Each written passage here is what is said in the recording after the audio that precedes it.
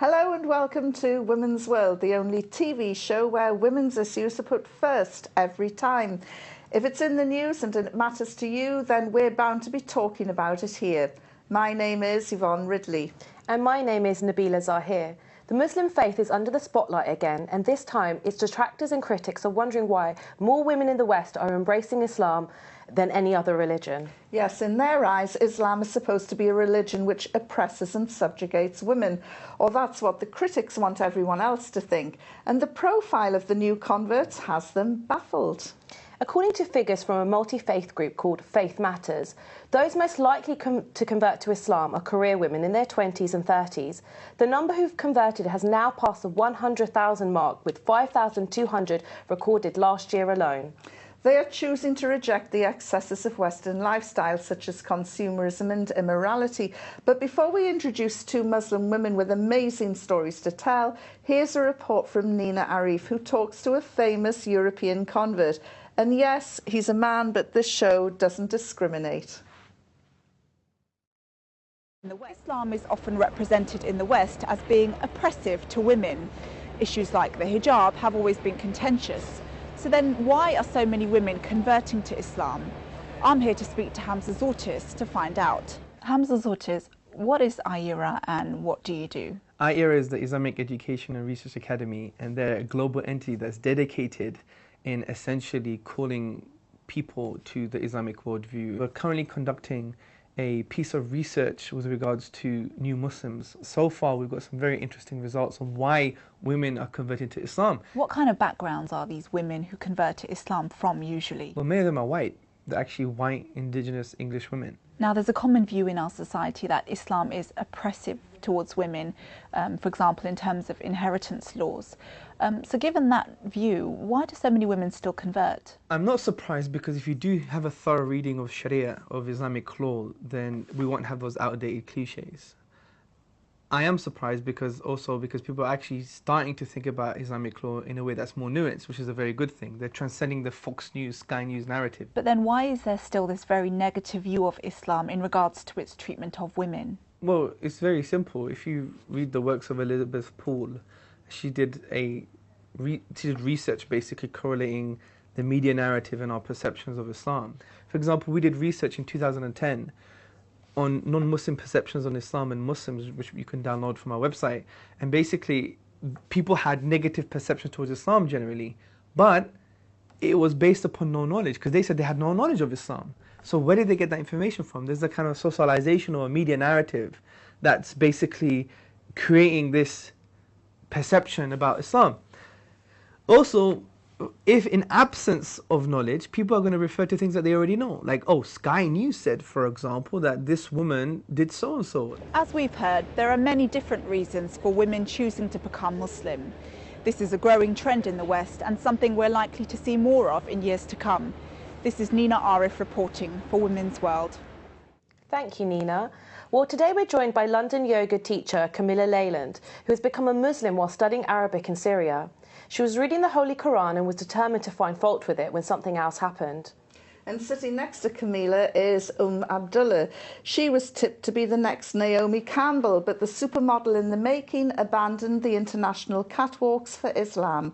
She now inspires and motivates Muslims and non-Muslims alike with her amazing story. It's really hard to know where to start, but I'm going to start with you first, Camilla. You read the Quran and it changed your life. What happened? I was studying Arabic in Syria, living with a Christian Arab family, and was given a copy of the Quran by a girl in the British Council. And it was Ramadan, so I said to myself, I'm going to fast, because all these Muslims are out there being better than me, and I want to just do it for seeing how it is, for fun. And when I broke my fast in the evening, I found myself feeling a bit hyperactive because I'd had some food. So I was bored, took the Quran down from the top of the wardrobe, opened it on a random page and started reading it. And this happened for 3 nights, each time random page. And each time I read that page, in my head was a dialogue. And I was saying to myself, what makes me happy in my life? And what gives depth and meaning to my existence? And it was only then that I started to realize there was a fight going on within me between the words I was reading and the relevancy that these words, coincidentally or not, whatever you believe, had with my life. And it was then that I started to realise, if I want to be truly happy, I need to live in a way that's going to give myself an existential meaning. And that was Islam. Right. And Abdullah, you were living to the Western excess, as they say. You were a stunning catwalk model. Teenage girls who are tuning into this will be thinking, this is what we want to do. And you threw it all away. Yes. What happened to you? It was a long journey, actually. It started from the age of about 15. I never had the desire to be a model. It happened by accident. And I found myself thrust into the modeling industry. I was told I was very good at it, and I pursued it with vigor. It afforded me a good lifestyle. I traveled extensively. I made a good amount of money, and I saved a good amount of money. But in making a transition from one agency to another, I was actually approached by Models One agency, by one of the bookers. That's one of the top agencies in the world. Yes. Mm-hmm. And at the time I was working somewhere else to facilitate my income. So when I was approached by this booker from Models One agency, it is something that I'd always wanted to do, because I had myself approached them previously and they declined. So here they were coming to me and asking me to come and see them. But what happened previously, somebody had spoken to me about Islam, and I had actually taken my Shahada, but I didn't really know what it meant, because I took my Shahada on fear. Fear of not wanting to be put in the hellfire, which is what had been explained to me about certain aspects of Islam. And I found it very fascinating. Here was this man and this woman explaining to me what would happen in your life if you didn't lead, what would happen in your death, rather, if you didn't lead a life in accordance with how your Creator wants you to be. So I took my Shahada in a rather hasty way. I did no previous, what's the word I'm looking for? Well, the Shahada is the declaration of faith. I'm Yes. just thinking we have non-Muslim viewers tuning in as well. And, Yes, yes, of course. So you embraced Islam. Yes, I embraced Islam, but the people who actually helped me went their separate way, I went my separate way. And at that time, I didn't realize that Islam wasn't like Christianity. So I continued my career, and then one day something changed. When I went to the model agency and produced my portfolio, I just had a change of heart. And I said to the woman across the desk that I no longer wish to be a model because I'm now a Muslim. And that was actually the beginning of me starting to practice and making that transition in my life. And subsequently, I met other Muslims. And then the road to my being as I am today, it's a long journey, but it's quite a fulfilling journey. Well, I mean, both fascinating stories. And of course, there are so many critics to Islam who question why Western women are converting in the numbers that they are. Camilla, there's a lot of frustration, isn't there, over the profile of the new Muslims? Yeah, absolutely. The way that we're represented. I mean, there was that researcher mentioned earlier, the lady who discovered that pre-2001, women or converts were represented in the media as a little bit wacky, or they did it just for marriage. And actually, you still feel remnants of that today, although, albeit post-September the 11th, we have a lot more people covering this in the media. But the problem we have now is that we're represented in association with terrorism. So, which is funny considering, you know, how many female converts I know to Islam have any connection to that at all. None. So, you know, that's the problem we face today. Have you received negative feedback as a white woman who's converted to Islam? People are confused because what they don't understand is that we're not oppressed as Muslims. In fact, women under Islam have more rights than they do in a society without a religion. particularly a monotheistic one, and particularly Islam, because actually it creates boundaries which men have to comply with to protect us as women. And that's what people just can't understand, and it took me to live in Syria and see in a different setup of social existence that actually women out there thought we in the West are oppressed because of our attitudes towards men, how we can give ourselves freely and how, be left on our own with nothing in the end. And people can just, like a box of chocolates, you can just pick one out, and at the end of the day, there's no depth. Viewers who are tuning in Yes. will be looking at you both as converts and seeing two completely different images. Yes. Abdullah, you've chosen to completely cover, you're wearing the niqab and the abaya. Why did you decide to do that, or did someone force you to cover? No one can. People can ask you to cover. People can force you, but ultimately the choice is yours. There is no compulsion in the religion.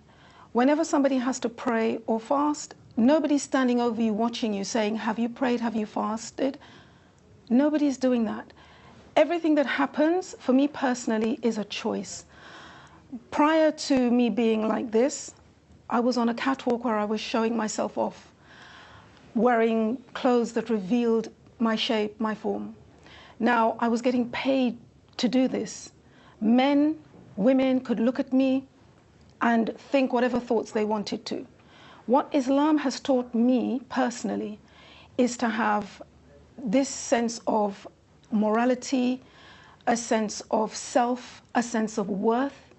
I've chosen to cover like this to protect me. Islam says that, yes, as a woman, we should cover. Now, some people, even members of my family, have said, oh, why do you have to cover your face? Why do you have to wear always black? Why do you have to dress like this? But for me personally, I had to take that next step. Why? Although I was still walking the streets without my face covered, men would come up to me randomly and make comments. Even recently in a supermarket, and I'm covered like this, a man made a comment to me, and his woman or wife, whoever she was at the time, actually scolded him for doing that to me. So even though you're dressed like this, people are curious. They want to know who is under there, what is under there, what does she look like? But it is really a protection. One feels safe. Thank you. I mean, well, we're pretty biased here in the studio, but what did Londoners tell Nina Arif when she asked for their views?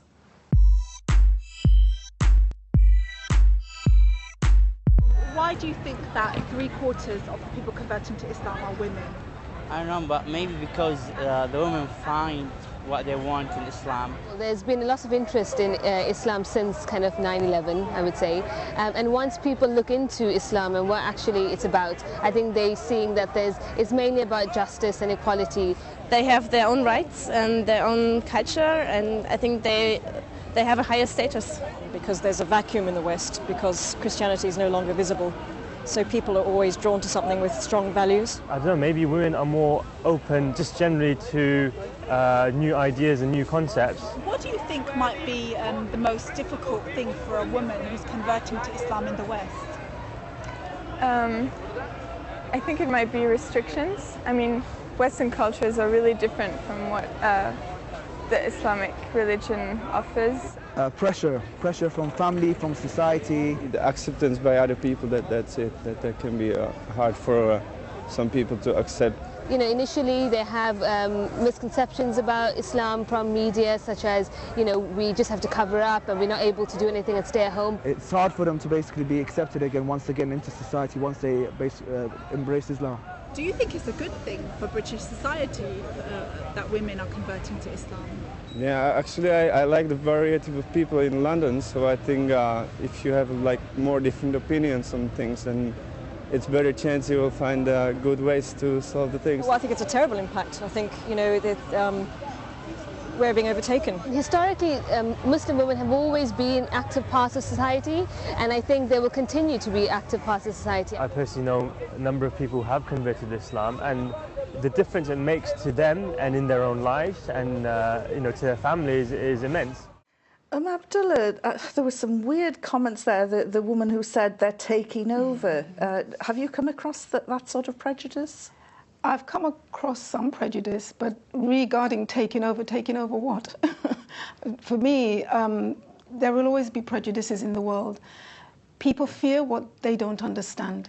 Camilla, did you get a strange reaction when you embraced Islam? Did your friends suddenly walk away or question what you were doing? I think people wanted to know if it had any political context, which it didn't. But because I happened to be working in the West Bank for an NGO running a project out there, people assumed it was because of that. But actually I converted in Syria when I was studying Arabic, and was really, it's a completely depoliticised place, as we know.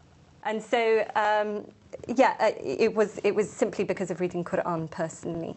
And people don't understand that. In fact, also when I was interrogated by the Israelis, they kept saying to me, "Who is your imam? Who is your imam?" I didn't have an imam. I just read the Quran, and that was all it came down to. And actually, as a Western woman growing up in this society, the pressures that I was under, like you were saying, having to present yourself for the pleasure of men in a particular way, we are under so much pressure to fight against other women, to have our status by flaunting ourselves, that I just had enough of it. Abdullah, and how do people react to the niqab? Because obviously we've had the ban of the niqab in France and they're considering banning it here. How do you feel about that, and have you had negative feedback for wearing it? I've had negative feedback, but primarily the feedback has been quite positive. I've not really, people haven't come and said awful things to me, but, it goes over your head.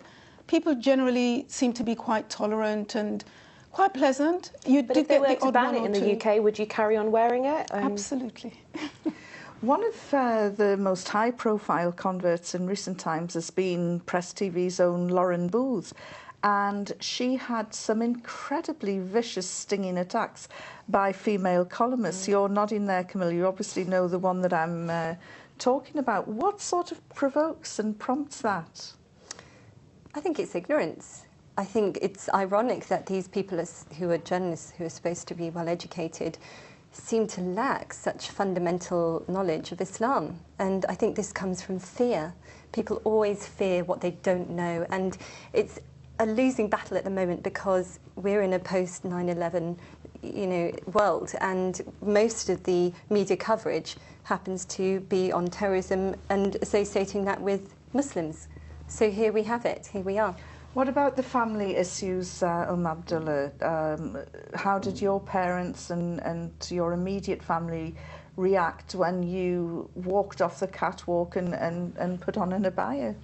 Well, the transition was gradual. It didn't all happen all at once. But again, with family, you're raised in a particular environment, in a particular way, and it took them time. It took a long time for them to actually understand. I think initially they felt that I was going for a phase and I would come out of it. But I think as they've seen me steadily progress, they've come to accept it. It's been fine.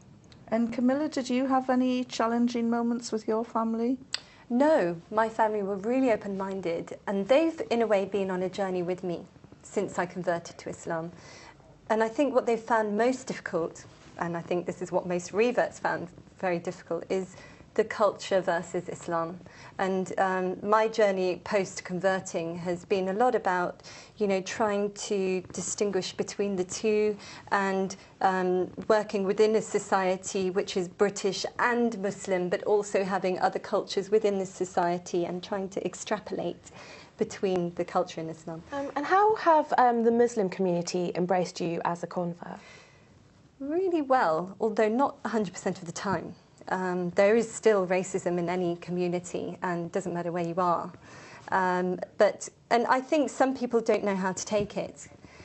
And I think what I find is different ethnic groups have a different response as well, which is really fascinating. My time in the Middle East, which is where I really was born as a Muslim, was a very nurturing experience where I was really looked after. So that gave me a good foundation. Do you not get frustrated, though? In the UK, there are some mosques where women cannot enter and cannot worship. It's amazing you mentioned that, because we experienced this today, just this afternoon. It was prayer time, we wanted to go and pray, and we were told no women were allowed. My friend was told no women are allowed to pray here. So yes, there are, again, as Camilla has mentioned, regarding the differences in the culture, this plays itself out. But I think, you know, we have to look at what does Islam say? What are we told to do? And bypass the culture and practice what we're told to practice. Mm-hmm. I know as a convert to Islam myself that I couldn't believe it when I was told that I couldn't enter a mosque to pray in this country, and shortly after that I went to live in Qatar, and when I told friends in the Middle East about this ban, they couldn't believe it either. It is a cultural... It's a problem as well because it stigmatises Muslims. So we in our own community are adding fuel to this fire. And you're right, when I was in the West Bank in a tiny village, a conservative village, it was normal for women in that village to go and pray, and I would go to the mosque every Friday. And I think, in fact, Faith Matters commissioned a report subsequent to this one on converts. And in that, they did say the challenges they're facing is mosque committees requiring female representation on those committees with some power as well. And also for there to be good facilities, clean facilities for women. And on top of that, facilities not just to pray, but for learning about Islam. And this is where we can improve. Abdullah, what about your social life? I mean, I would imagine that it's transformed quite a bit now since your days as a model. It has, it's transformed. It's a different type of social life. And I'm smiling to myself. I know you can't see that. But I can through your eyes. Your eyes are very expressive. I have a very good social life, and I have sisters around me who are very, very wonderful sisters. When we get together to have a social event, it's fun, we enjoy ourselves. I remember my mother saying to me one time, how on earth can you enjoy yourself when it's all women all together? As though, you know, because men are not allowed, that we cannot enjoy ourselves. But you said sisters, what about your mates, your old friends from the modelling days? Do you still keep in touch with them? There are one or two that I still keep in touch with, yes. But I can't, you know, if they ask me to come clubbing with them, obviously I have to decline. But there are some of them I keep in touch with. You know, they've asked me why I'm like this now, and I've explained. And by and large, they're very understanding. People are not as, you know, I don't know, constricted in their thoughts and their ideas as people think. So there's more tolerance actually towards Muslims than we might actually believe. I really think so. Yeah. Personally, I do. So this kind of negative attitude towards Muslims, or the perception, is just through the media? I think it's a small amount of people. I don't think, from my personal experience, I don't think that this is the norm. And I don't think that it is such a generalised view that people think, oh, people are being attacked every minute. No, definitely not. Camilla, are Western converts being helped enough by the Muslim community in general? Well, that was something that came out in the report, and I would agree with it. I think more can be done, and I think in my case, I've been fine, because for me, my faith is a very personal thing, and I practice whether I'm living in Cornwall, where there are no Muslims, or whether I'm here. But I do know that for a lot of people who weren't nurtured in the Middle East, you know, to begin with as Muslims, it must be very, very isolating for some people. Well, it's certainly a subject that we can look at for another time. Yes. Nabila. Thank you. Sadly, we've come to an end of this week's Women's World, but we will be back again next week with more stories, views and issues close to the women of this world. And their men. So it's goodbye from me, Yvonne Ridley. And me, Nabila Zahir. Women's World will be back again on your screens next week.